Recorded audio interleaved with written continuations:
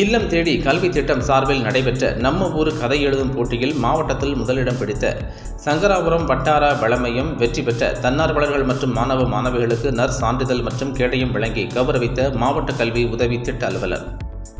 கள்ளக்குறிச்சி மாவட்டம் சங்கராபுரம் தனியார் திருமண மண்டபத்தில் இல்லம் தேடி கல்வி திட்டம் சார்பில் நம்ம ஊர் கதை என்ற தலைப்பில் மாணவர்களுக்கு போட்டி நடைபெற்றது. போட்டியில் கள்ளக்குறிச்சி மாவட்டம் முழுவதும் சுமார் 1171 கதைகள் எழுதி கலந்து கொண்டனர். அதில் 26 கதைகள் மட்டும் தேர்வு செய்யப்பட்டது. குறிப்பாக அதில் சங்கராபுரம் வட்டாரத்தில் 19 கதைகளை தேர்வு செய்து மாவட்டத்தில் முதலிடம் பெற்றுள்ளது. இந்த போட்டியில் பங்கு பெற்ற மாணவ மாணவிகளுக்கு பாராட்டு சான்றிதழ் மற்றும் கேடயம் வழங்கப்பட்டது.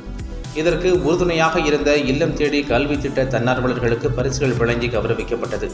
இந்த நிகழ்வில் மாவட்ட உதவி திட்ட அலுவலர் மணி, இல்லம் தேடி கல்வி மாவட்ட ஒருங்கிணைப்பாளர் வண்ணத்தமிழன், மாவட்ட கணக்காளர் இல்லம் தேடி கல்வி மாவட்ட ஆசிரியர் ஒருங்கிணைப்பாளர் கமலக்கண்ணன், மாவட்ட ஒருங்கிணைப்பாளர் பாலகிருஷ்ணன், வட்டார வளமைய மேற்பார்வையாளர் திருமதி கவிதா, தொடக்கநிலை வட்டார கல்வி அலுவலர், உயர்நிலை வட்டார கல்வி அலுவலர், இல்லம் தேடி கல்வி வட்டார ஒருங்கிணைப்பாளர் விஜயகுமார், சங்கீதா மற்றும் வட்டார வளமையம் அனைத்து ஆசிரியர் பயிற்றுநர்கள் என பலர் கலந்து கொண்டு விழாவை சிறப்பித்தனர்.